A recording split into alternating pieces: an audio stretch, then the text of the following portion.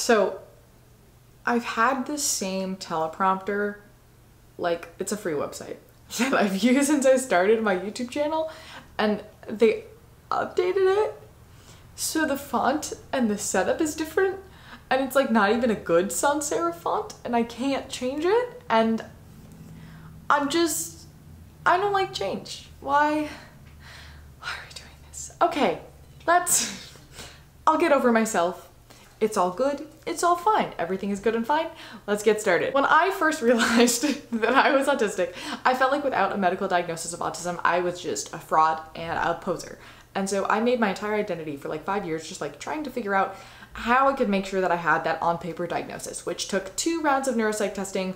I don't think it was covered by insurance because we'll talk about that in a bit. And now that I have that specific diagnosis and I'm no longer singly focused on getting a piece of paper to verify my identity, I have the emotional distance to realize how absurd that was, because I got the same accommodations with my ADHD diagnosis. The medical system is a disaster, so people who aren't cis white boy who like trains are probably not going to get the diagnosis despite being very clearly autistic according to the community and themselves. Neurotypes also don't really exist anyway and also shouldn't exist in my opinion. You can watch that video up here. And nobody in the autistic community really cares if you have it on paper or not. And we are also going to talk about that because today's video is a discussion not only of why self-diagnosis is so valid and so important, but also why I think it should be the primary form of diagnosis, and also why you may want to think a bit before pursuing a medical diagnosis, because it can very much alter your life in permanently in a not so good way, and it may not be as positive as you think it is going into it. But before we get into that, hi, my name is Sydney. My pronouns are they, them. I am a white person in my early 20s with brownish, blondish, curly hair. I'm currently wearing you can only see the straps of it, but a cream colored dress with pink flowers on it, and I'm sitting in front of a shelf of books, and you can't see the nature photos behind me on the wall. You can see this rocket ship lunchbox that I have, which is great, and not all of, where is it? There we go. This llama here. It's just a llama butt. You can't see the head, but there's the rest of it. It's a flashlight. Its butt glows. You don't need to know that information. You may have noticed that I'm in a new space. I've moved to college finally, which means my lighting is gonna get better. I'm also in the exact same room I was in the year that I started my YouTube channel. So we've kind of come full circle, which is a whole moment. We love to see it. If you enjoy this video or any of my others, you're welcome to hang around. We talk about disability, theater, education, a little bit of queer stuff, a little bit of fashion on my channel. It's a really great time, according to me, but I'd love to have you. If you're interested, you're welcome to like, comment, subscribe, all of those things. Absolutely no pressure though. Back to the purpose of the video. Oh, I should also mention all of the money that I'm making from monetization for the next couple years is going to be going straight into my service dog account, so it's not just like supporting a random YouTuber. But anyway, let us begin with the reasons I felt like I absolutely needed a diagnosis, so much so that I refused to read any books or follow any Instagram accounts about autism until I had a specific piece of paper from a professional telling me I was autistic, which I therefore denied myself access to the realization that said piece of paper is more or less pointless. And basically I thought that without a medical professional saying to my face I was autistic, I was therefore a fraud, and I wouldn't get the accommodations that I needed or be taken seriously, and the autistic community would just hate me and tell me that I wasn't welcome there because I wasn't official or whatever, and so I wouldn't fit in any communities. And I thought that having a professional say, yes, your struggles are legit and you do experience them, I thought that somehow that would give me some sort of validation or closure, or finally prove to me that I was disabled enough, and maybe also my family and friends would start to respect my needs. And that's not what happened. I will say that when I got the piece of paper, I did feel very validated and it meant so much to me in the moment. But everything else that I'd hoped and dreamed from this diagnosis didn't happen. Nothing really changed at all. And yeah, I could go around saying I'm autistic and feel good about that, and I had a lot less imposter syndrome in that category, but I also found that when I said that to professors to explain what was going on, I was automatically taken less seriously than when I needed the same accommodations for my migraines. And my family continued to tease me for the exact same things. My friends continued to tease me for the exact same things, and my diagnosis did not change the fact that they just didn't pay attention to my needs or take my concerns seriously. I now set boundaries and pay attention to these things and have better friends, but at least back then, it didn't make the difference I thought that it was going to. And I also learned that the autistic community, or autistic and neurodivergent communities, understand all of these nuances that we're going to be talking about in this video, and therefore, we don't care if you're professionally diagnosed or not. There are some purists who do, probably, but those are also usually the transphobic ones, so you don't really want them around anyway, and they're older, so they'll be gone soon. Not dead, but just our community is run by young people. Anyway, but I think that if I'd found the right community before all of this, I don't think I would have felt the need to get that piece of paper. And I wish that I'd known that that piece of paper doesn't make people who don't care about your needs and struggles magically just care, because there's a word for it now. Like, I wish that I'd known that I don't need a so-called, and we'll talk about so-called, professional to tell me what I already knew about myself. Like, if we put this in another lens, think about the history of homosexuality, for example. It used to be a diagnosis in the DSM, and there used to be people who felt like they weren't really a homosexual if they didn't have a diagnosis of homosexual, and there used to be people who would accuse undiagnosed homosexuals of faking it for attention and only wanting the real ones that in their spaces. But over time, the queer community began to realize that the medical industrial complex is a disaster, and also that like you could be jailed for being a homosexual, and so that diagnosis didn't help you at all. And they also started to realize that only they can know if they're truly homosexual. So they started using the term regularly, diagnosis or not, and slowly the purists got over themselves kind of, or they just like became the minority. And with enough pushing from the community, it was removed from the DSM and became seen as a natural form of human variation. A self-diagnosis of autism is very, very similar. And I'm hoping that in the future, it can follow the same trajectory that the queer community did with their diagnostic criteria. I think we are in that direction. But like the idea of having to go to a doctor to have them tell you who you are attracted to doesn't make any sense. And I think having a doctor tell you how you see the world and needing that for validation also doesn't make sense. And as we've talked about before, neurotypicality and neurodivergency are not distinct concrete groups. They're not really groups to begin with, frankly. The fact that we keep trying to evenly split people into groups is both hilarious and horrifying, but we're gonna focus on the hilarious just so we don't get existential. In regards to the accommodations thing, my accommodations for ADHD and migraines are identical to my autism ones, and frankly, you can get the same accommodations from most diagnoses that fulfill the accommodation needs for autistic people without the negatives of an autism diagnosis, and we'll also get into that in a bit. Not to mention that the majority of the accommodations that I use are things that I can pretty much do for myself. I can wear headphones, I can get stim toys, I can get weighted blankets, I can ask to take breaks, I can go to the bathroom to take a second. Like, you don't need that on paper to get those things. You can just ask. Most people will let you. Also, therapy for autism doesn't really exist. You can get therapy covered by insurance for like regular anxiety. And if you go to a therapist who specializes in autistic patients, they also know the system well enough that if you come in and say, I'm self-diagnosed, they will understand that and they'll be cool with it. I had also hoped that maybe if I got an official diagnosis, I wouldn't be discriminated against as much. And that backfired, because in the same way that like murder's illegal, but it still happens, the ADA is very rarely enforced, and the only recourse is suing people, which is expensive and emotionally taxing, and also disabled people only win about 8% of ADA lawsuits against employers, so basically the ADA means nothing.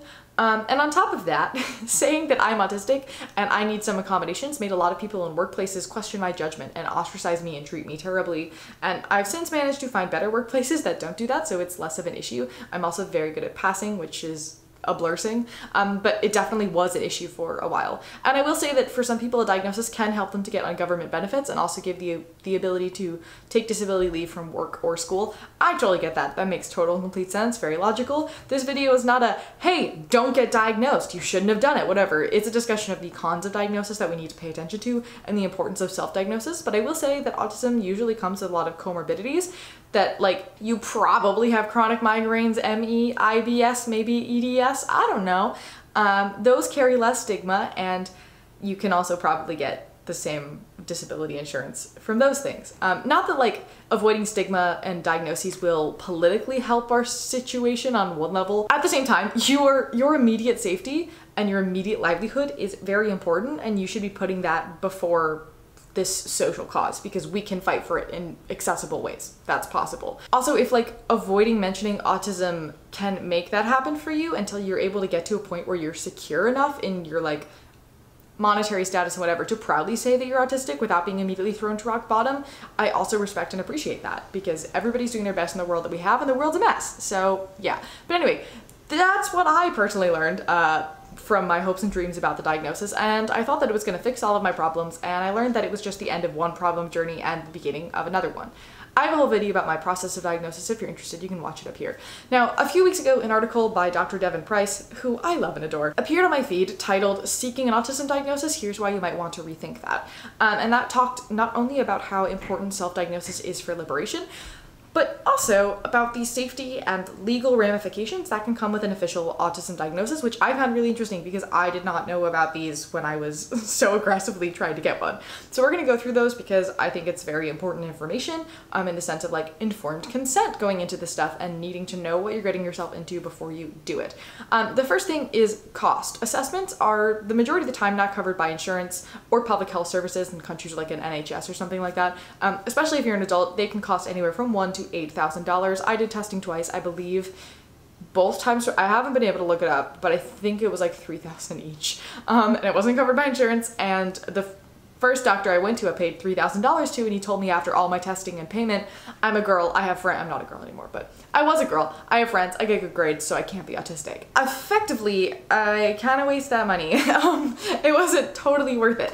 And that brings us to the second thing. If you are literally anything other than a cishet white boy child who likes trains, you're very likely going to be assessed inaccurately simply because the criteria and the tests and the people who like are trained on this, it's not made for us. Most assessors won't even see adults, and those who do are forced to use the same diagnostic measures that they use on children, which makes sense because there's no way to actually accurately test autism for adults right now, and that's unfortunate. My experience with being told that my former gender, straight A's, and wee handful of friends completely disqualified me from an autism diagnosis is not at all rare, and it has happened to the majority of diagnosed autistics that I know at some point in their lives.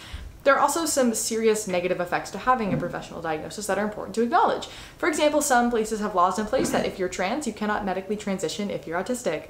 So that's great. Other places it is legal, but they make it very, very difficult. Autistic people are also not permitted to immigrate to several countries, such as Canada, the UK, Australia, and New Zealand, except for some very few ways you can get in. And many countries have various laws making it near impossible for that to happen. Autistic people, upon their diagnosis, are immediately disqualified from military service, and while I do not at all care for the military, that is the only way that some people can unfortunately afford an education in our country, and also the military is set up so stereotypically autistic that I don't understand how they continue to deny this to themselves. And also, like, not to perpetuate autistics or genius stereotypes because that's not always true, but they are missing out on some really great pilots and some really smart scientists and whatever, and like just with a blanket ban. I disagree, but I also agree because I just like don't want anybody in the military. Anyway, moving on. It's also perfectly legal to pay disabled people less than minimum wage. Teachers automatically put in less effort to teach autistic students because they see us as a lost cause who is more trouble than they are worth.